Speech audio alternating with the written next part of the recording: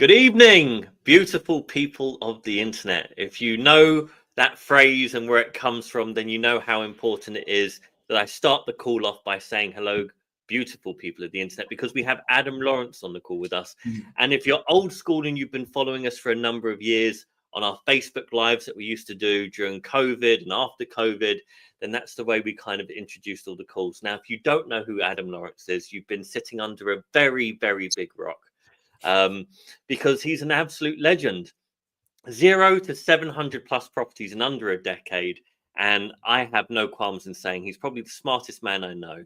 And I'm no slouch. And I also know other people that are very intelligent. And we're going to hear this evening not just more about Adam. You know, he's a Russell Group graduate, so he's also special there as well. He's done mentoring. He set up Partners in Property, which is a promotion-free, education-free environment where investors and developers can meet and socialize and network without the fear of being punted a £50,000 all singing, all dancing course. He runs a boardroom club, which is a high-level club for business professionals. Doesn't always have to be property, where he advises on people on how to escalate, elevate, and evolve their businesses to new and greater heights. And Adam is going to be not just here with us today, but he'll be joining us on one of our exclusive retreats in a couple of months. So we're going to hear more about what makes Adam so special, if I haven't spoiled all of the gains already. But yeah, Adam, take it away. Give us an introduction that's half as good as that one. There's no chance I can do that. You're now doing my PR as well as my marketing, mate. That's absolutely fabulous. Thank you so much. I always listen to these intros and think this guy sounds really good. I wonder who it is. And then realise it's supposed to be me, and I think, blimey, I hope this isn't too disappointing when I start talking, to be honest. But yeah, in seriousness, you know, I was once at a property meeting and I heard that phrase, if you owe the bank £1,000, it's your problem. If you owe the bank 100 million, it's their problem. And I think I took it a bit seriously, to be honest with you. So that's kind of driven, and of course the more you've got, the more they want to lend to you, and all the rest of it has very much turned out to be true. So whilst I'm not blessed with the fine looks of either Howard or Piotr Rusinek, I try and make myself as financially attractive as possible to the various lenders that are out there without becoming dependent on one single one of them. And I'd say the same about the sort of strategy and tactics that I've used to build the portfolio. I've tried to make sure that small business, and it is still a small business, and in property you can have quite a big asset base and still quite a small number of people in your sort of core team. So there's always dependencies in businesses. But one of my jobs, one of my goals, one of the reasons why I've been able to scale it has been trying to iron out those dependencies as they've come up and as they've gone along. So that dependency might be on third-party debt, it might be on bank debt, it might be on where you get deals from. I've had rich veins, beautiful seams of deals open up over the years, and they tend to open and close, unfortunately, which is why one of the things I always say to people is, while the window of opportunity is open, make sure you climb all the way through before it shuts on you, because it does move around a bit. And of course, what this has all led me to do is try and make sure. I noticed a serious lack of quality insight about what I thought was really going to happen in the economy, and therefore the credit markets and the market for investment property leverage. So I started writing my own and recording my own a few years ago. So around the times when we were always around on a Sunday morning, the supplement would often be the first port of call. And I've managed to keep the supplement going, and usually on a Sunday afterwards, try and record that live, because I do have a tendency to ramble on, as you probably find out tonight if you didn't already know. So the audio version is perhaps a little less painful, or the safes of the world can listen on double or treble speed, or however fast their brain works, so they can cram it in 15 minutes or whatever. So how did it all start? Like from getting from 0 to 700, that's quite, like 700 is quite a big number. You cannot do it accidentally. what was that? How did it all start? Like, did you predict that inflation is going to be so high in 2020? So what was that major driver behind starting this? Yeah, I'm just a very careless man, really, Piotr. And no, in seriousness, I looked at I wasn't involved in. I mean, I had one house when 2008 came, and it was all the mistakes you could make in one go. Really, wrong person that I bought it with, new build, bought it in 06, top of the market, pretty reasonable amount of leverage. Yeah, couldn't have gone further wrong, really. 2008 came. We split up, nothing to do with the financial crash. It just happened at the same time. Found out we couldn't sell it. Decided we had to let it. And very quickly got sick of the agent pulling our eyes out for all the quotes of things that needed fixing in a house that was only 3 years old, which seemed rather ridiculous.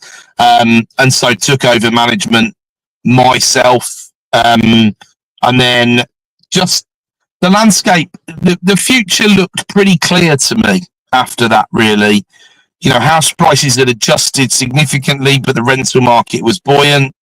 The interest rate, the base rate, 09 had got dropped to 0.5%. And like many people, I think, Piotr, I'd sat and I did navel gaze a little bit, to be honest with you.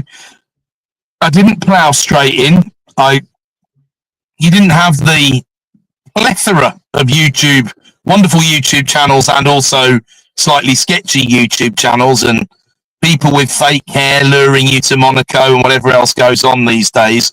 It wasn't like that back in those days, really. There was only one or two purported gurus. And at the time, or certainly at the time when I was looking at getting in seriously, you had lease options being punted as the big strategy, really, which made a lot of sense. But the problem is sometimes I can be a bit too analysis paralysis for my own good.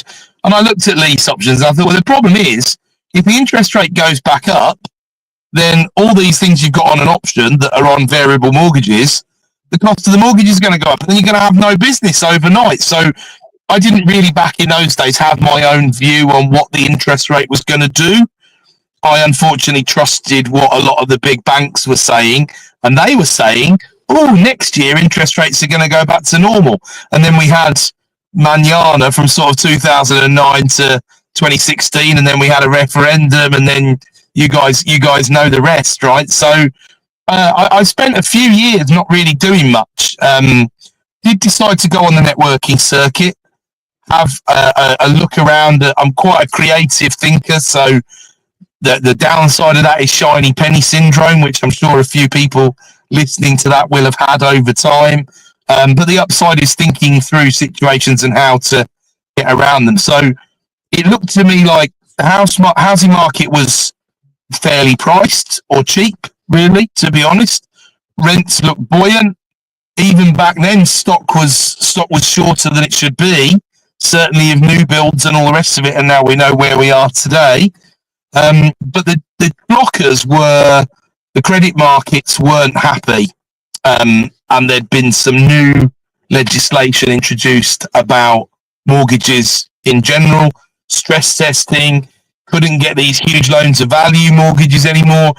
And I suppose I spent a while sort of looking backwards and thinking, would have liked some of this no money down stuff and all the things you could read about on forums in those days. And it just seemed that wasn't going to work anymore because the mortgage market review had changed all of that, really. And then really when I started the initial research that I did, there was only really a couple of lenders, and lending was going to top out at about £1.5 million across the board if I did things in my personal name. So what I did was I started doing things in companies, and I was told by a few people it was stupid, it wasn't the right way to do it. You use companies if you're going to flip stuff. If you're going to hold it, you use your personal name. And then I had an incredible stroke of luck when George Osborne delivered that budget in 2015, because although I'd got off the starting blocks, the vast majority of the stuff I'd already done was in a limited company. And and then suddenly limited companies became the complete flavour of the month. And it was not really until, again, I eyed the bridging markets for some years before I took a toe in the water.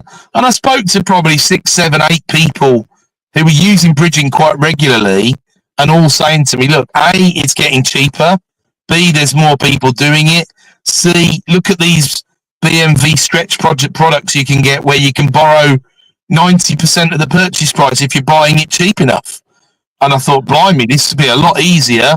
You know, if you need 75 versus 90, if you ignore the frictional costs, you can buy 2.5 houses for every one you would have bought, you know. And going back to the mortgage review stuff, there was this annoying 6-month rule that there's been various, I wouldn't say windows of opportunity, but maybe a chink of light in the door, you know. There's been a few chinks of light over the years, but generally I've had to play ball with that 6-month rule. But if you can only put 10% down instead of 25, you can imagine what a big turbo boost that was for my business. So that was a big help. But it was 2016 before I did my first bridge, you know.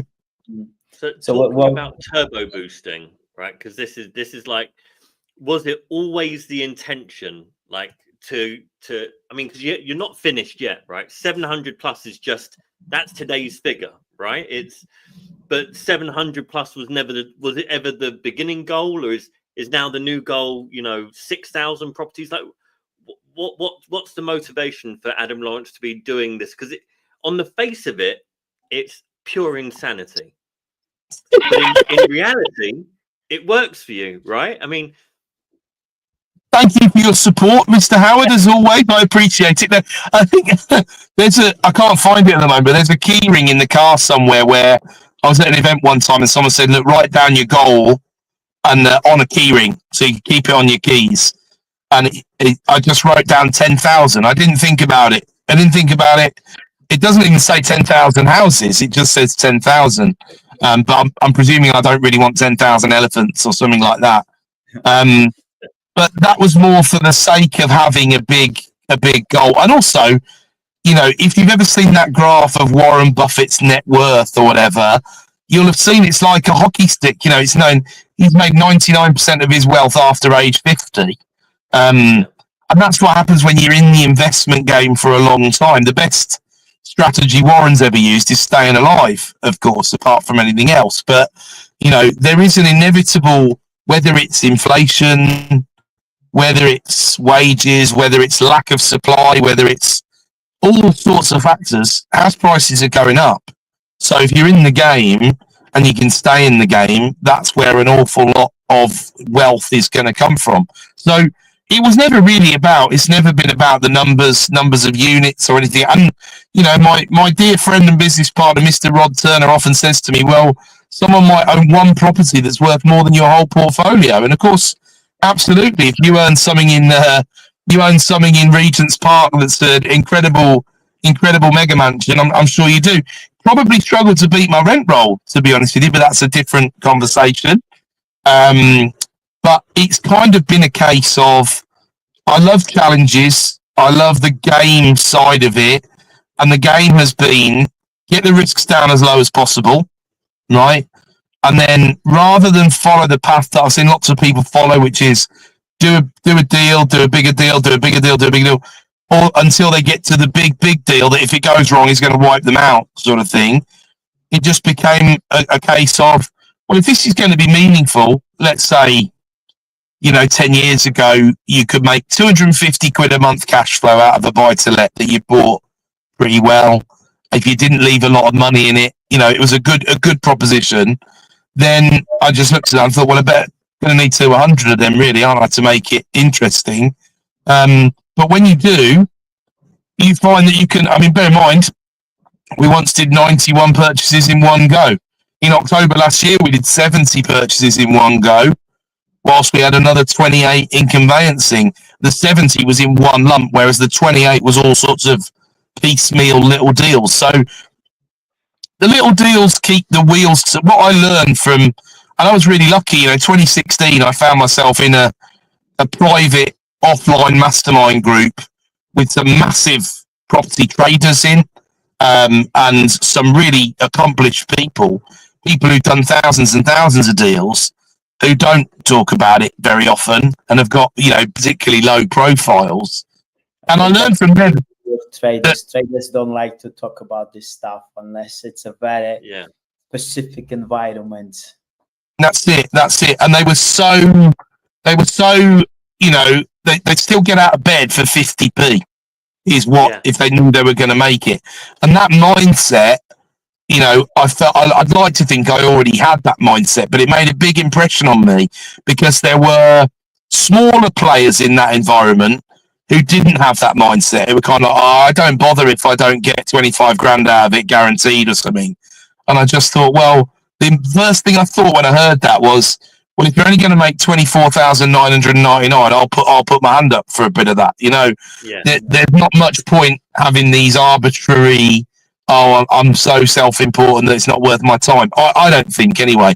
I think if you can systemize it so it doesn't need a lot of input, and really, it becomes a bit like trading. You need solid upside and really limited downside, and that's the perfect way to be in.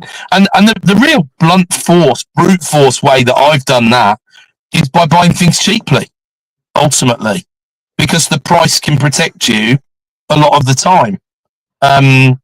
So when you buy isn't it? You make your money at the point of purchase, right? That's. I mean, it's as old school as you get. But it works. It's real. It's a fantastic people often struggle to understand risk and reward, and they think that risk and reward are directly correlated, which they are to a large extent, but you can take a massive risk and get no reward very, very easily if you don't know what you're doing. The real skill that I've tried to hone is take a very small risk and get an outsized reward. So not necessarily a humongous reward, but a reward far greater than I should for the amount of risk that I'm taking. So you're essentially inverting the opportunity cost metric, right? You're basically saying there's an opportunity, and instead of there being a cost to it, I'm going to apply value over risk. I always love the way you talk, Jay, and I love that analogy very much. I like it very. I just.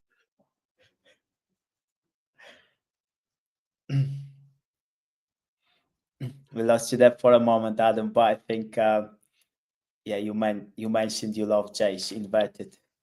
That's a great way to end the sentence. But look, one of the things that I always tell people, so every once in a while, someone will approach me and say, "Do you know Adam Lawrence? What do you think of him?" Like blah blah blah. As you get that with most people in properties, I've seen you online with so and so, and they asked a question, and I've said, look, what I really like about Adam is that he's able to do really big things really simply, or at least make it look really simple. Like, because when we used to do our weekly chats and I'd hear what you were doing in the week, I was thinking, there is no way a human being with the standard 24-hour days can pull all of that off. So that there's magicians in the background that are doing some kind of temporal distortions, allowing you to do these things. But I always said to people, I said, look, you can only really scratch the surface in a 6-hour conversation you have with Adam Lawrence, right? Because he'll say, oh, we buy these portfolios, we've done this, the rent roll, it's steady growth, and these are the areas I look to buy in. And it's none of it's superficial stuff, right? It's still, they're getting a real picture of who you are. But then there's bits that they don't see, right? Insofar as if there is a way to do a deal, you've either done it or you know enough about it to discount it entirely on its merits and go with a route that works best for you, right? So someone who knows you on a superficial-ish level would go, this guy is a portfolio builder. He understands rent roll. It's all about quality of asset and looking after the tenants and maintaining relationships, doing all of these amazing things. But they may not know that you successfully traded probably hundreds of properties, probably not as many as you hold now, but you traded either with JV partners or by yourself.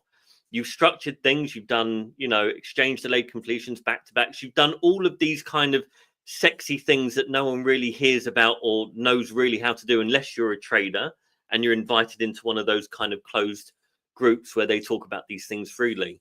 But like, would you attribute any of like the growth from like not 0 to 100? Because what gets you from A to B won't necessarily get you from B to C. You kind of have to change things up to kind of amplify your growth, right? Not everything is sustainable at a certain level. But what would you say was one of the top 2 or 3 activities that you had done in your investment business that kind of created large points of scale? Not from like 0 to 100, but what was like, not, you said in October last year, 71 properties plus 28. It's not difficult for people to work out the math, but like, how do you get to those things? How do you structure those things? Because I think that's really what makes you very interesting. You're not a one-trick pony, is essentially, when I scale all that rambling down, is what I'm saying. But what is the sexy stuff that's really worked for you is what I want to hear. Yeah, I think I'm reasonably good at sort of looking at the environment and working out what the best things to do might be. So the last 5 years would be a fantastic example of that, because there's been nobody willing to buy because there's a pandemic and everybody's panicking. There's been nearly nothing to buy because everything is selling too quickly and there's loads of stimulus money out there and bounce back loans and all the rest of it. There's been a lettuce as the prime minister, which has meant there's been broadside panic. There's been a new Labour government, which has made people panic about capital gains tax. And that's just scratching the surface of all of the markets in the last 5 years, So you're going to have to change to work through situations like that. And also if I picked out the interest rate normalization, or what, I don't know how it's going to be called when history looks back on these few years we've been through, but I'm sticking with the interest rate normalization. And you know what I mean? Interest rates went from very falsely cheap back to something that looked like a historical norm. At the moment, there hasn't been a major fallout of all of that. But what suddenly happened within the time period of less than a month is that buy-to-let outside of Middlesbrough didn't work anymore, very briefly, right? You were looking at 7% mortgages, and then all the things that come with that, fewer products. If you had service accommodation, it was a real problem, blah, blah, blah. You had all these things you had to think about to trade through that period. When we got to early 2021, it was very obvious to me the market was absolutely racing. It was going to white hot levels. I thought from years of thinking, why would you sell anything? Because it's such a hassle to buy it well. And then it's a hassle to refinance it. All these things are a hassle. And I went from there, and also from the traders that I knew who they loved doing business with me, because they were like, I never want to hold anything. Why would you hold it?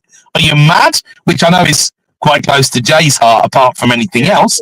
Hold it as an absolute necessity. But just by being open-minded and exploring things with people like that, some of whom I've gone on to JV partner with, it's a case of, well, actually, having one or other mindset of never hold, always hold, both of those are silly and wrong, really, to be honest. There has to be a middle ground, and you want to be able to move that needle depending on what's going on at any one time. So in 2021, it became really obvious to me the market was heating up. I know that it's very difficult to sell at the top when you have a crack up boom or whatever you want to call it, but as long as you're catching the wave and you're riding it upwards, then it seemed like a very good idea to dispose of some stuff. And so indeed, I did start looking at disposing of some stuff. One of the reasons being risk controls. So thinking, look, I borrowed a lot of money, as I was a bit flippant about it earlier on, but I do take my debt obligations very seriously, just in case any banks are listening to this. But I mean, I really do take them seriously. So I wanted to rebalance the debt, the loan to value position, and thought, right, there might be a storm coming here. This is obviously before we knew about Ukraine, before we knew about Liz Truss, before any of that. I just thought, right, my economic analysis led me to understand there's a big risk to the upside here in the interest rate. So while the market is racing, look, if you want to achieve, and you guys know this, some people won't, so it's worth spelling it out. When you value a property, ultimately, if you want to achieve the 180-day sale value, sounds stupid maybe, it might take you 180 days to achieve that value. It probably should take you 180 on average. Now, you can help because you can list it in a good way. You can give the buyers some help with some free legals or whatever. You can use a fast solicitor that you use all the time. You can push things through. You can only accept offers from a first-time buyer or a cash buyer or whatever, although that's probably going to affect the price that you achieve. You can be a bit better at qualifying buyers. But if you want to achieve that, it's going to take you 6 months-ish to achieve it. And then you've got holding costs of 6 months as well. So then you've also got to consider other things, such as if you want it in 90 days, 45 days, 30 days, 7 days, 1 day, all these are an option. You don't really want to be selling on a 1 day term. You don't mind buying on a 1 day term if you get those sort of opportunities come up. So by being able to reposition capital, and also by, I remortgaged hundreds of properties. I've been through hundreds of valuations, and I'm a data geek, right? So I can't help but notice patterns in valuations. And what I would notice is when we were coming off the back of a cycle, which would normally be a 5-year cycle that we would use, the next revaluation was turning out to be a little bit harsher than it should have been.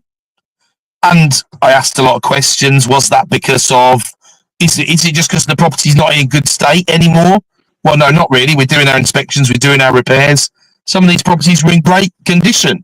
It just seemed to be the lenders were deliberately holding money back from us because they didn't want us to release the gains that we had. Yeah. If we did a product transfer, they had no issue with valuing it at whatever price. But if we wanted an actual remortgage and pull capital out, it would cause a potential issue. So it then became a dominant strategy in the 2021 market and an early 22 market to sell quite a lot of stuff off because we were achieving above asking price, above market value, for what we were selling. They were selling quickly because people had cash and because people had deal frenzy, buyer's frenzy. Their eyes were wide open looking to buy deals. And of course, at the time, people were trying to park cash in very low interest rate environments. So it became very wise to sell some stuff. Then we've got stuff that we pick up where, I'll give you an example of one this week, to be honest. We picked a property up, we're paying $210 for it. It's worth $290 as it stands, right? Now, it's a great deal. Every deal we do is not that good, right? It's a great deal. But the problem with that deal is the yield's not great. So we have ways and means of making sure we can get the best yield possible for that property. We might be able to drop a provider in there and make a bit more than the market rent. We might be able to do something clever or creative. But that deal would look a lot better if we just back-to-back that to somebody else for $240, who still thinks $240 for a $290 property is probably a better deal than 99% of the general public can do, right? But we would be better with the 30 grand minus the legals in the bank than an asset that isn't really going to yield, but it is going to, because it's going to sit on a balance sheet and it's going to look pretty, and that's nice. And then in 10 years' time, it's going to be worth 400, and we'll think, blimey, we bought that for 210. That's jolly great. But it's a pretty passive. We've done the damage, like you said, Jay. You make money on the way in. The best thing we'll ever do is on day zero of that property. And then the returns after that will be down like quite a boring, it's not really in an area where we're desperate to hold stuff because we think it's going to go up a lot. It's fine. I'm happy to own it, but it's going to go from the spectacular deal, the 210 for the 290, set the fireworks off, bring on the dancing girls, etc., to now it cash flows 150 quid a month. Yawn. Absolute yawn fest. Now, some people will look at that and go, yeah, but you'll get all your money back out, or pretty much get your money back out, which is true, but that's not the right way to look at it every time, in my opinion. The right way to look at it is how much equity have you got in there, and what is it doing for you? Right? And the answer is it's not doing loads. So trading it becomes a dominant strategy. And when you have to act very quickly, as you guys know, sometimes you've got to act by the end of the phone call. Otherwise, the opportunity's gone, right? It really can be that fast. Sometimes you've got to exchange first and then try and place later and try and do the dominant strategy thing later on. Yeah. And if you can get rid of it, it makes sense to take a profit. I've not as yet, apart from there's one trade where I broke even on, which was on a retirement property. That can be trappy, right? It looked a no, and I was aware it could be trappy, but I think I paid 70k and it had a valuation of 155, and it had sold at 255 when it was new. So I thought, oh, you know, it'll be no problem. But when I did eventually get rid of it for about 115, by the time I paid the sourcer, paid the management company the privilege of the 1% they take out the transaction just for breathing, paid the freeholder, paid the service charges while I held it, and all the rest of it, it was a wash up of, that's 9 months of my life I'll never get back. Didn't lose, learned a lot, paid for my education with my time, I suppose, things like that. So, you know, I've had a few go sideways or not return what the amount of time and effort that have been put in should do. So, yeah, everything I touch turns to gold because it absolutely doesn't. Excuse me. Well, I think that's an important point to make. You know, a lot of people are talking about, oh, that's an all money out deal, or it's a no money in deal, and things like that. But no one ever really thinks about what the consequences of that is, right? Like, the positive consequence or the positive outcome is you got your capital back, right? That gives you the chance to go fishing again, you get to feed yourself again. The downside is you have no equity in the asset, most likely, and then that becomes a problem at refinance or potentially resell, or values going up as well as going down. You know, for people that have been in property for more than 5 minutes, property prices do go down, just as a bit of a shock horror for everybody. But it does happen. Wash your mouth out with soap, Howard. You absolute, you sinner. I mean, over 20 years, you've got a good punt, right? So, you know, there's a chance you're up, but not everybody can hold their breath for 20 years. And not everybody gets to make that choice, right?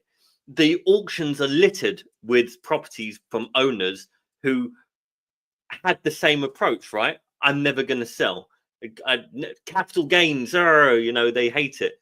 It's not always your choice, you know? It's not always your choice. Several things can happen that kind of force that hand. So, and you guys know that's also, you know, before you even start on the number of favourable tax stamp duty exemptions that a property trader can legitimately claim, where there's deals that really don't work unless you're going to be able to apply a trader exemption. And that whole stamp duty piece has got more and more and more important. You know, in 2016, it became much more important than it already was. And the very little was known about stamping. In 2016, by being the nerd who understood and had read the stamp duty manual, I gained a huge edge at the time from the traders that I was working with, because they didn't understand now that became embedded in the culture and then ramped up to 5%. And then we've got the 2% from 125 to 250 coming back. These give more and more and more incentives to say, well, if that one's a chain break, instead of the 22 grand in stamp duty, that won't need to be payable. That's a lot of money to keep in a deal, right? That's a healthy profit. Well, I was saying to somebody recently, they're like, why would you be a trader rather than a portfolio? And I look, there are pros and cons to both. I think it depends on your skill set. It depends on your motivation, what you're looking to achieve. Clearly, Mr. Lawrence is in for 10,000 units, come what may. I love it. I'm a big fan. Wouldn't touch it. It's not for me. But there's no right and wrong. But I always say to people, I say, look, the government, the HMRC, and everybody around you wants you to be a flipper or a trader. The entire process of social engineering, the media, everything is basically saying boo, boo, hiss, hiss to developers and landlords, and yay to, you know, people who are taking a property that's run down, broken down, tarting it up and selling it on. That's a flip. That's a standard flip.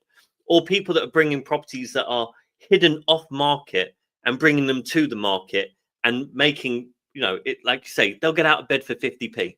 they will make a margin, and they don't mind breaking even, and they can stomach a loss where others can't. You know, you talk about trading in front of a landlord, and you talk about, oh, you know, I had to take a loss on this one. They almost throw up. They go green. They can't imagine taking a loss.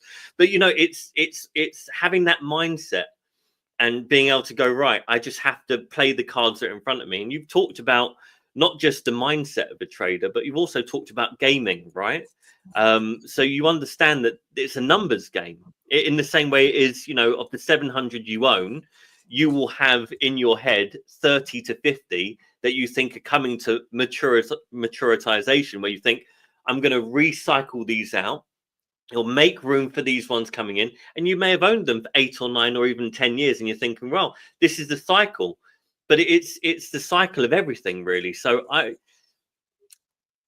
what would you say is the top 3 mindset essentials for being a portfolio landlord versus what you think the top 3 mindset essentials are for being a good trader?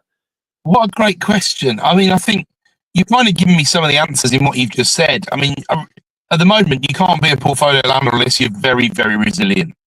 You've got to pretty much ignore the messaging from the media, from the government, from everybody, from the tenant activity, activist groups, from the internet in general. You've really got to be able to ignore everything. So definitely resilience, definitely patience. And sometimes patience is not a one-way skill, right? It sometimes breeds inactivity, which is not a good thing. So you definitely need patience, because you're going to make your money as a landlord over time, and you're going to make it from the fact that HMRC don't tax uncrystallized gains, right? And there's a number of ways. So you've got to be thinking towards a bigger and better exit, in my opinion, which is a bit of a level of complexity beyond what we can cover tonight, but definitely something I can talk about when we get to the retreat, if that's what people would like to hear. And I think you've got to stay quite versatile, because if you want to hold your portfolio, you might get to a stage in 3 years' time where actually the risk of putting a private tenant in is up here, and the risk of putting a social tenant or a registered provider, or, you know, you're going to need that adaptability, flexibility to maybe change use classes, change tenant types. There could be you might need to go to C2 for care. You really need to think about your asset management side of things. So adaptability as well, I think, is going to be key. And you could probably say adaptability is also key for a trader. So that's probably the one that might be in common. Whereas if you're a trader, I think you want impatience. I think impatience would be a good thing if you're a trader, because, and I think probably the third thing I would say for a trader is understanding the value of time, right? So people understand the value of time in property very, very poorly, in my experience, right?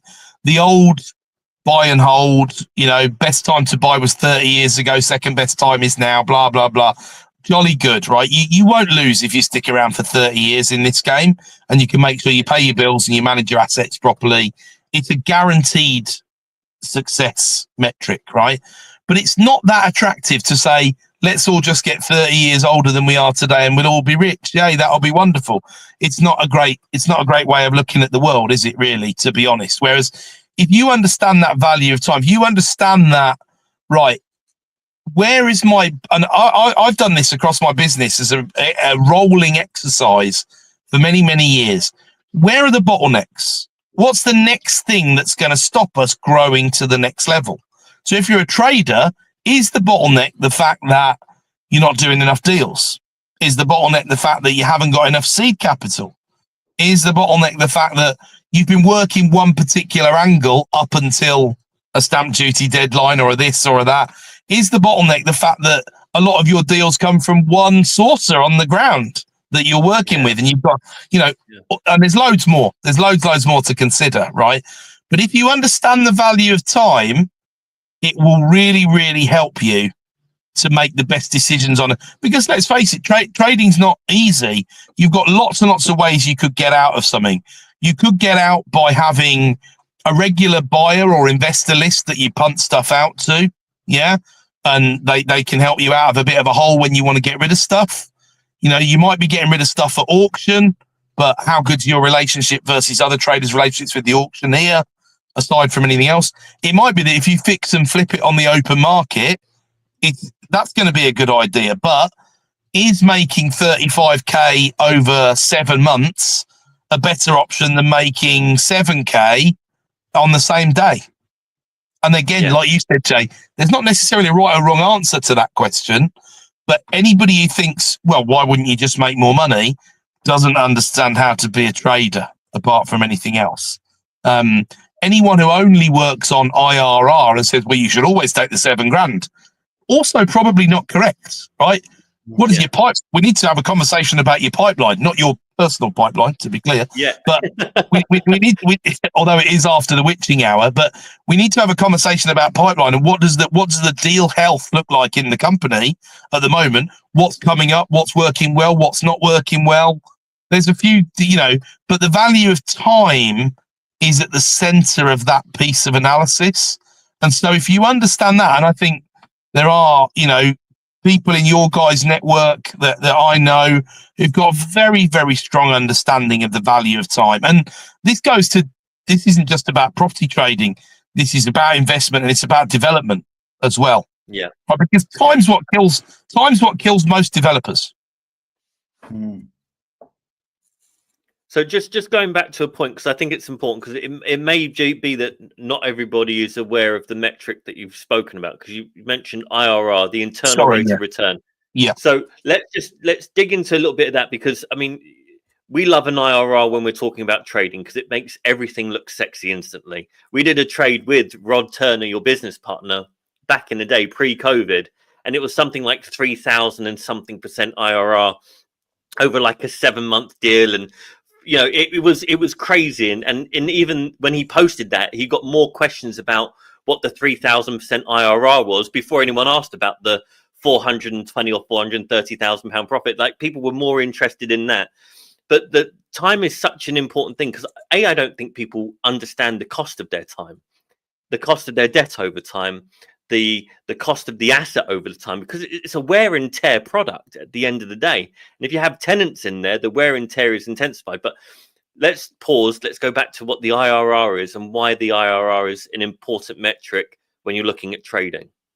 So ultimately, you're trying to come up with an annualized figure that will enable you to compare across opportunities, across deals, right? So it's going to look at your returns, and it's going to annualize them by using a discounted cash flow methodology, or without overcomplicating things. You're going to look at the series of cash flows, right? And you're going to bring them back to a percentage return that would represent an annualized rate of return, right? And then you're going to be able to decide whether to go or not go with a project. So like that particular project, you guys, from memory, were using permitted development on that one. So you had a very, very high probability of success. Then you would have had an auction at the end of it, where there would have been a variable window of results that you could have got between A and B. And A might have returned you 100% IRR, and B might have returned you 10,000% IRR, or something like that. And you knew you'd be somewhere in the middle, and then you're sort of down to the lap of the gods.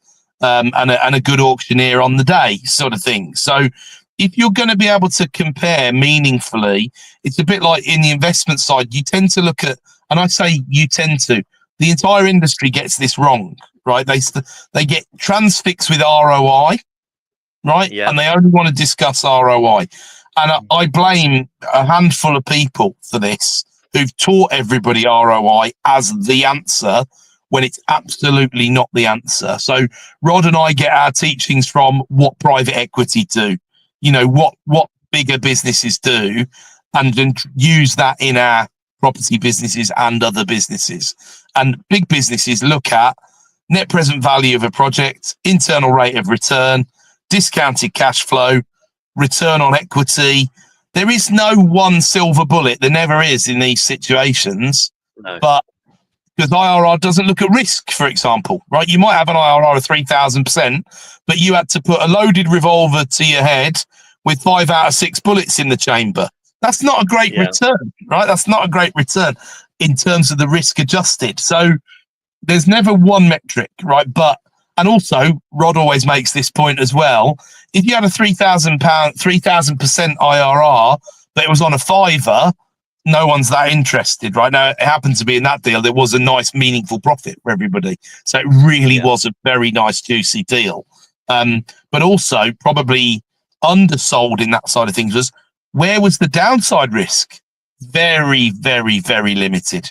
Very limited. Yeah. And that to me shows a real strength of and that's when you use a bit more of we call it the balanced scorecard approach. There's not that one silver bullet metric, but these are probably metrics that if you haven't, heard Rod and I speak about this stuff before, you might not be familiar with it, because people don't teach it. And I don't know why they don't, apart from the fact that they don't understand it themselves. Is normally why they don't.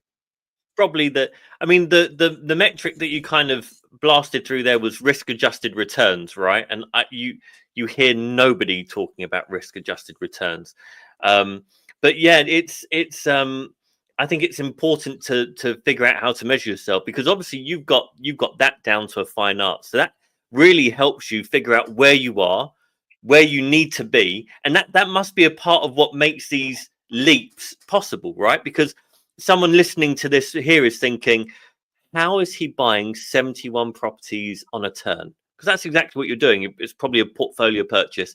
And then whilst you're doing that simultaneously, 28 little kind of bits hobbled about all over the place, separate from that one thing. So everyone's thinking, well, how obviously pipeline's important, timeline is important, but how are you getting that done? Because a lot of people, even proactive property investors, if they're doing a deal a quarter, they're outperforming 80% of the market. And it's the traders, Oliver, who's on the live stream previously. If you look on the taskbar, you'll see him. He's doing 20 deals a month. Safe is doing between 12 and 15. Other traders or cash buying companies are doing similar figures, but how do you, as a standalone investor, investment company, propco kind of guy, how are you taking those leaps? So I think, you go from 1 to 2, not necessarily to 4 to 8 to 16 to 32, but you get in the conversations about the juicy portfolios by working on your reputation, making sure you tell people about it, doing what you said you're going to do, right? And making sure that you do that. Yeah. Not just saying it. So wearing your values on your sleeve. And sometimes by doing stuff that you don't really want to do, but you're going to do that one to maybe get to the next one, which a lot of the traders would also say the same thing, right? Yeah. It's not like, if you're going to develop property in central London, you're going to need to be a genius at seeing things that other people can't see, right? You don't necessarily need the same level of talent, right? But you still do need to be able to work things out that other people can't. So how do you price? So, for example, you mentioned the cash buying companies, yeah? They will, it's not really a state secret, they're looking to buy at about 76 pence on the 6-week value, right? That's their internal metric. So they tell people they'll get up to 80, 85, 90, some even say 100% of the value of their property, but they know where they're going to buy it. Now, the big ones have various ways of dissipating other deals. They might sell them on their open market fast sale platform. They might do all of this other sort of stuff, right? So you gain an understanding of all of that, of all the ways. I realized, I sat down, I'd say 8 or 9 years ago, and said, right, okay, so how do I want to buy property to go to another level in this business? And the answer was pretty simple. It was like, well, how many ways are there to buy? I want to buy property every single way that you can. Why would there be a way to buy property that I don't want to try and master, right? It wouldn't make any sense, because different things at different times. Sometimes it'd be great to buy at auction. Sometimes it'd be great to sell at auction.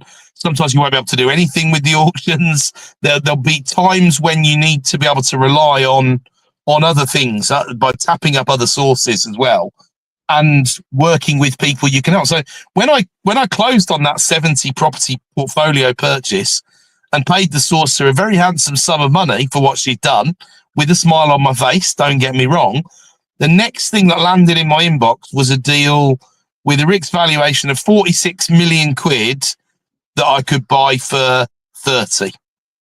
Right? Now, didn't buy it, apart from a bit big, to be honest. Wouldn't have mind. Probably could have collaborated with a few others and broken it down. But I never would. One property, or it was a portfolio of blocks. But oh wow. The problem with it was, even at the reduced purchase price, the yield really wasn't very good. And that's why it got into trouble. It was distressed simply because there just wasn't enough cash flow. So that sort of thing would work if you knew who your end buyer was and you broke it down into its individual component parts. But you had problems at the time. Funds weren't buying properties. And when would they start buying again? Who knows? What are the holding costs? If you can't get it out onto a term loan, no bridger is going to lend you the money, apart from a bridger that you wouldn't want to lend you the money. You're not going to be able to back it. You know, and you see and I think they owed the bank 28, and I was like, you could probably buy it at 25. 25 would make it work, but the bank's not going to take 25 because they're owed 28, and they think they've got good coverage, and they probably should have taken 25, to be honest. But my point is, you don't get into that conversation until you've done the portfolio purchase. You don't get into the portfolio purchase conversation until you've done the single property or the little block or the portfolio of 2 or 3 properties, right? It's a progression, and it's a constant, you know, when you work your pipeline correctly and you work your contacts correctly, you can. So I do things, for example, I'll probably save a few of these bits for the retreat, to be honest, but there are tactics that I use. People see this game as combat, right? And it's absolutely not combat. It's a collaborative game, which is why we can share what we can share without fear of then someone making our businesses completely redundant, right? Yeah. We're much better off to share that information with people that we might work with in the future, who might bring us deals and all that sort of stuff, right, than we are to try and keep it to ourselves. And I know you said earlier, traders can be very secretive about, and there's certain bits of secret sauce that they might well want to keep in the locker, right? But if you can upskill people and bring them along with you, you're going to find it a hell of a lot easier in the future. Those relationships flower, right? I bought a portfolio of 7, I think it is, properties, and the lead came from a guy I'd met 6 years before at an industry event, who remembered me and had phoned me when he found out that this was going relatively cheap, right? So that just shows you. That's the kind of difference in attitude that people have. Like, you can have this, like, this is all mine, and like, I won't share it because if I share it, I might lose this one deal or that one deal. But actually, like, we also come from this kind of attitude. The more we share, the more stuff comes, because people talk about it and people like kind of know what to direct your way. And I think that's the best way. And also, like, once you talk about something, people like really get comfortable about sort of like certain things that might not even be to do with what you were talking about, but then it makes it more comfortable to approach you with a deal or something like that. Mate, I've been in several deals these days where the vendor has said to me, after we've connected for the first time and had a chat, they then said, I've gone away and checked you out. I listened to your podcast. And then I'm thinking, I don't know which one. God knows what I said. Might be ridiculous. And that's given them comfort, and that's given me credibility, right? And they said, you sound like a fair-minded person, which I always am. There's always we always want to get to a stage where we're in that win-win zone of a deal. When people understand, when they're saying things like, look, I know you need to make a profit, you know you're having the right level of conversation with a person, right? They can understand what it is. You're not going to kick them so hard they fall over. Someone else might try and do that. It's not what you're going to do, right? You're going to get them to a price they can live with and a price you can still pay and be happy with, and that's how a deal works ultimately. So I think collaboration is, and I learned this the hard way, because when years ago I ran a betting syndicate, which I talk about sparingly, but you guys know that, and I very much had that mindset of everything's a secret, all the intellectual property is a secret, don't share the IP. And it was only in the sort of relatively dying days of that for me, because I've been doing it, the thick end of 10 years. And then I saw some younger people come into the game and we started to share information. And I just realized, I was like, I've spent 10 years, I've wasted 10 years, because if I'd known these people or equivalent of them and we'd all shared information, we'd have made 10 times the money that we've made, and we would have been at another level. And that's the problem. But like always, it's about finding good. And I will go out of my way to help people, not for financial reward for myself, because other people don't do that. And one day I might call that favor in. And if it's for people who are just going to keep taking off you, I'd soon get sick of doing it, right? But if it's with the right people, they give it back. You give, they give back. You don't even have to ask. They just give, they reciprocate, right? Principle of reciprocity, abundance mindset. These are massive, massive things.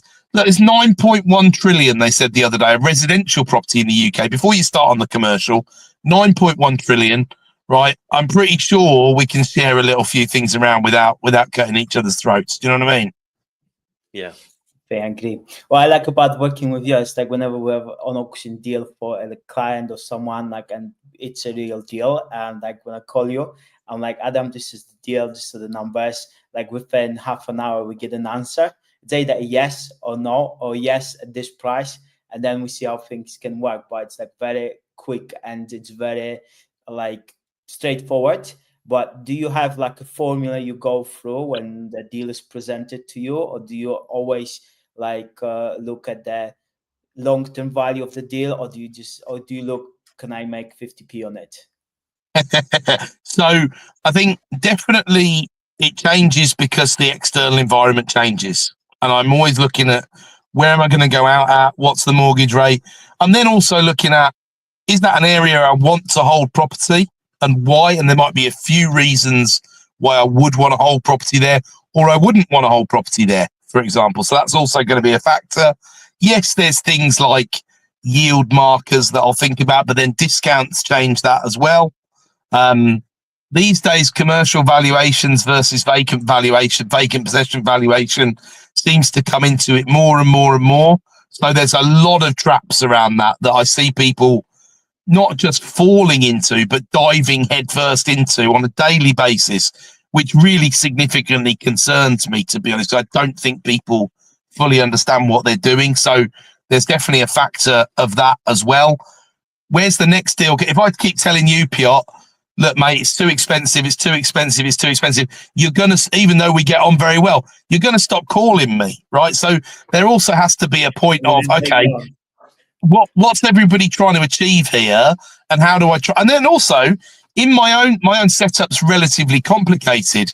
So it might be that one of my SPVs is looking to allocate some capital, and that's just the right day to allocate that capital. And you've got there before the next deals come along to allocate the capital, because that one I told you about earlier on, the 210 for 290. There's days where I spoke to one of my business partners who you guys know, who works in my office with me on a day-to-day basis, and he turned his nose up at it. He's like, yeah, I know, yeah, it's all right, but what's the point, sort of thing. You might do a bit of a turnaround and make 50, 60 grand maybe, but you've got to do this, and this. And I'm like, well, it's probably still worth doing that, isn't it? But my point is, he knows that in our SPV, our next deal will be a better deal than that. Not that it'll buy more than 80 grand's worth of it. Not that it makes more profit, but it's better for our specific strategy. Do you see what I mean? For our cash position, for our debt position, all the rest of that, for our cash flow, right? But for this particular SPV, it works. And if it works, I know that it works. And I'm there thinking, right, that company needs that. Let's buy it. Brilliant. Let's go. Write it up. 10-day completion. Bang. Everybody very happy. And that happened to be my first deal with, it just so happens, isn't it great when this happens? You know, my one son plays rugby with someone whose uncle is a property trader that I didn't know before, who actually lives not far away from me. So these happy situations sometimes occur. These traders sometimes blossom out of the woodwork and everybody's happy. Brilliant. I can imagine, I can picture your office as almost like a stock exchange in New York, paper flying and like deals coming and this one. Not quite the Wolf of Wall Street, no. I'm just going to get in this car with my foot, actually, and open the door accordingly. Yeah, absolutely. There's no Quaaludes in my office, Piotr, so let's not start any rumours. Brilliant. So I think a good question, like, I mean, don't want to give too much away. I was going to say, like, what was like your biggest win? And I think that's probably something to keep back, right? Because a lot of people will learn as much from the biggest win as the biggest loss. And I don't want to ask you what your biggest loss was, because equally you're going to learn quite a bit from that. But there was a situation that arose within the last 2 years. COVID has completely ruined my timelines, but within the last 2 years, you were buying essentially a mansion in, like, I don't know, Beaconsfield or something like that. I may be off in location as well. Not far off. Gerrard's Cross. I think you're thinking of. Yeah. Oh yeah, so yeah, within spitting distance at least. But you caught that last minute. Like, I mean, tell us the story, because I think this is going to put into people's minds actually where things can go very wrong and how, like, minute certain, the red flags aren't always glowing neon signs. Sometimes it's something that passes your gaze quickly. If you're not paying attention, you could end up in real trouble. Incredible set of circumstances. So bearing in mind, for due diligence on this deal, it was my usual solicitors. We were actually funding it 100% with a bridge plus a bridge against an unencumbered property. So there was a second bridger with their solicitors, again, very reliable. They've used many times before. We've worked with them before. And then the vendor, who I shall put in inverted commas, not to spoil the story too much, the vendor's solicitor, who were a top 500 legal firm as well. And basically, only thanks to the fact that Bridger was slow releasing funds, we exchanged on the Friday, and then over the weekend, we started looking at ways to sell this property. And it was an incredible set of circumstances, because actually, this was the first way I ever got to speak to Sam Patel, who I'm now good friends with. Yeah. Because Sam had actually been ripped off by the same guy, the same con man, years before. And it was an incredible, I mean, the Sunday of that weekend was an absolute whirlwind of a day. It really was. But basically, my business partner on that deal had been in touch with agents to try and work out how we could resell it. It was a house that used to belong to Linford Christie, had a great story behind it. We probably should have pulled the old, if it seems too good to be true, it usually is. But the guys have done a real work on us. You know, if you've ever watched Hustle with Adrian Lester on the BBC, on iPlayer or anything, it was a really good scam. Like, they turned up to the house, a guy with a driver, with a story of an errant son. It all stacked up really quite well. And what had actually happened is, this guy, who was or it probably still is, a pretty weapons grade con artist, had broken into an unencumbered property, saw the name of the vendor, changed their name by deed poll, or changed someone's name by deed poll, maybe paid a stooge to do it, who knows, and then listed the property for sale. So it was just incredible. And we found out, and the thing that was the silver bullet for me was, I did a bit of due diligence using 192.com, which people might be sort of loosely familiar with. But what it actually revealed by going down several levels was, the guy was on the electoral roll, the vendor, right? He was on the electoral roll. Then he disappeared off the electoral roll for a year. Then he came back. But when he came back, he was 10 years younger than when he left the electoral roll. So unless his name was Benjamin Button, That was the silver bullet that made me go, oh my God, I'm going to have to call my solicitor now. This is a scam. This is a genuine scam. Don't complete on Monday. We're not completing. And Sam doesn't mind me saying, if he does listen to this, you know, when he did get his money back when he got scammed by the same person. It took 5 years. Yeah. 5 years. He said, yeah. He's done a video on the channel where he discussed that. Crazy. Yeah. And you don't know whether the original vendor was complicit or not, but it's such a clever story. And we actually did manage to get the guy arrested in the end, which was useful, even though the police and their unmarked car turned up in a Panda 15 minutes before they were supposed to. And the guy ran over the back fence and all and got away, but they did manage to pick him up in the end. He did a Linford Christie. Yeah, he went the distance. Very good, very good. When I worked at Auction House London, stuff like this happens, right? You deal with enough transactions. It was 120, 150 properties every 5 weeks for about 7 years. Stuff like this comes up. It's unavoidable. But we basically got a phone call one day. We were listing something in Gunnersbury Park, so kind of Acton, West London way. It was what looked like a Victorian house, like you know the house from Harry Potter, you know, that just kind of like pops out. It looked exactly like that. That's kind of why it stays in my memory. And we got a call from a lady in the afternoon, and she was not a happy bunny. So instantly, and this was the story of my life at Auction House London. If there was an unhappy caller, they were just sent through to me. Straight to Jay. Straight to Jay. And she was like, "Look, I'm calling the police. There is no way that the sale of this one property is genuine." I said, "Look, you need to tell me what's going on, because I don't want to sell a property that isn't a genuine sale. That's a big problem." So she goes on to say that, look, that property is owned by my ex-husband. I've just come back from abroad. My Rightmove alert has gone off, because she was intelligent enough to go, if I own a property or someone owns a property, I'll put the Rightmove alert on, because when it goes online, you can then see if someone, this was a big problem back in 2008 to 2012, the mortgage fraud. So many people were selling other people's properties that it makes good sense to set the alert up. That's a piece of advice for everyone if you're not doing it. So she lands, she gets the ping, and she's not happy. And I said, well, look, why is this a problem? Like, how do you know your ex-husband isn't selling? Like, what's the problem? She goes, well, he's in a mental health hospital. He's sectioned. I am his primary kind of attorney, lasting power of attorney. Yeah. So this decision could only really be made by me and a solicitor, and neither one of us knew this was happening.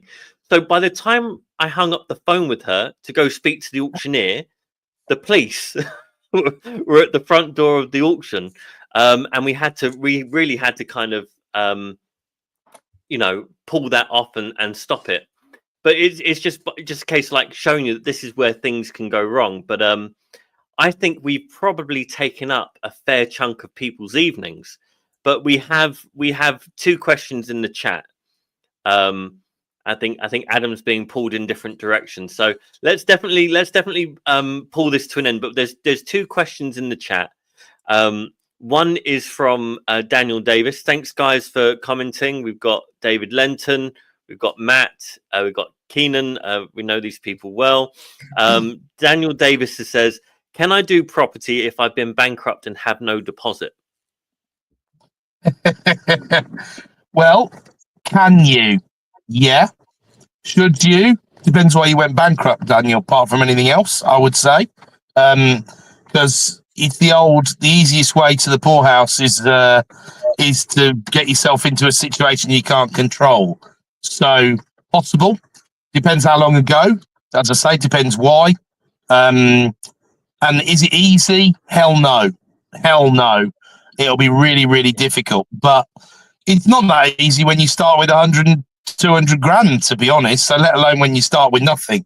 So I'd never say no to anyone, but I would encourage you to think about it quite hard. Do you have the skills? And have you got the patience to to put in a lot of hours up front, probably for no reward for a long time before you start to feel the rewards of it, because overnight successes are usually overnight successes of decades in this game when you see them. And I've certainly probably done 25 years worth of work in 12 or 13 years. So worth bearing in mind. Worth bearing in mind. There's a question. I think that was a police person knocking on your door, and if you need to jump across the fences. That was my eldest son. So he's not. I don't think the police is his calling, but we'll find out. We'll find out. We'll find out. No, I think that's a good answer. Skill set, motivation, things like that. I think that's a fair point. And property can be an uphill struggle, and you may actually find yourself in adverse conditions on an uphill struggle. So if the motivation is strong enough and the intentions are good enough, you have a chance. Second question is property with Keenan. And this is a question for Adam. What would be Adam's best advice for a new investor who wants to grow their portfolio in this climate? He then makes the observation, it seems like most assets were picked up in very favorable conditions back in 2009, etc.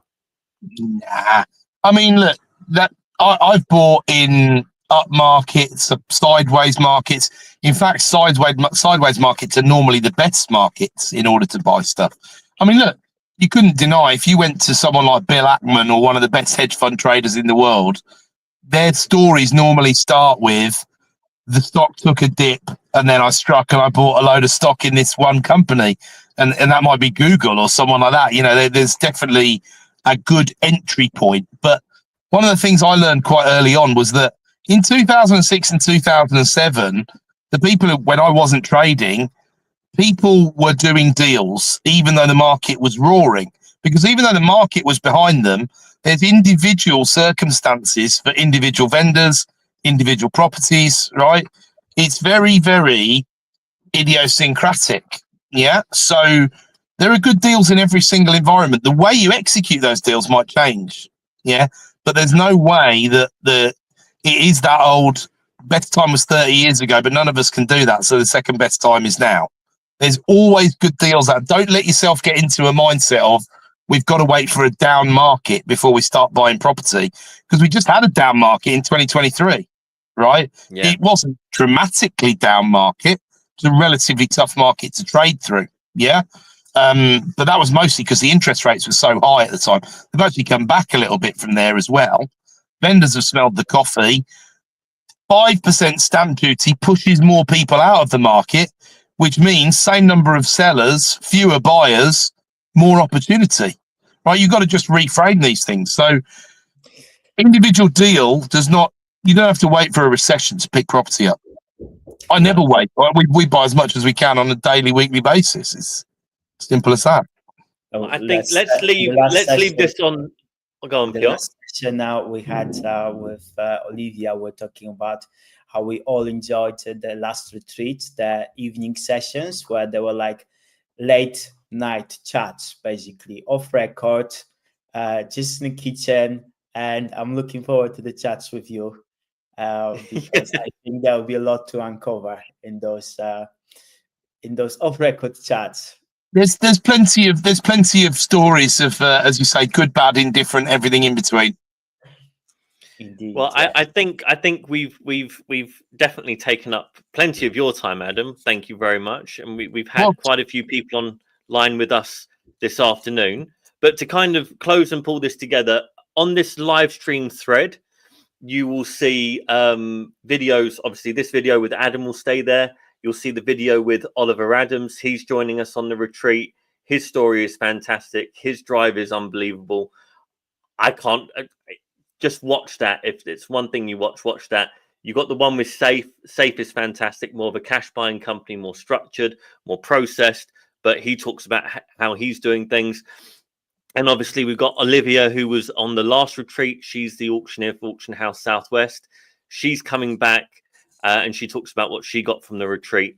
So if trading, flipping, learning to build a portfolio in the monstrous way and the brilliant way that Adam has, if that interests you and you're looking to make money through property in 2025, then you really need to get your ass over to Ericeira from the 5th till the 11th of April. So definitely reach out, have a chat, because the whole event is recorded, but as astutely as Piotr says, not the evening sessions. So the value in those, having a pizza at 11 o'clock at night on your third beer, if drinking is your flavor, and the conversations that come out of that are absolutely invaluable. So we'd love to invite everybody who's been online with us to at least take an interest in the retreat, because it'll be a great opportunity for us to meet you, learn about what you do, and see if we can create a future in 2025 where you're doing better than you did in 2024. And thanks to you guys for the invite as well. I'm really looking forward to it. Yes. Amazing. It was really good. Thank you, Adam. And thanks everyone for tuning in today. Chat later. Thank you.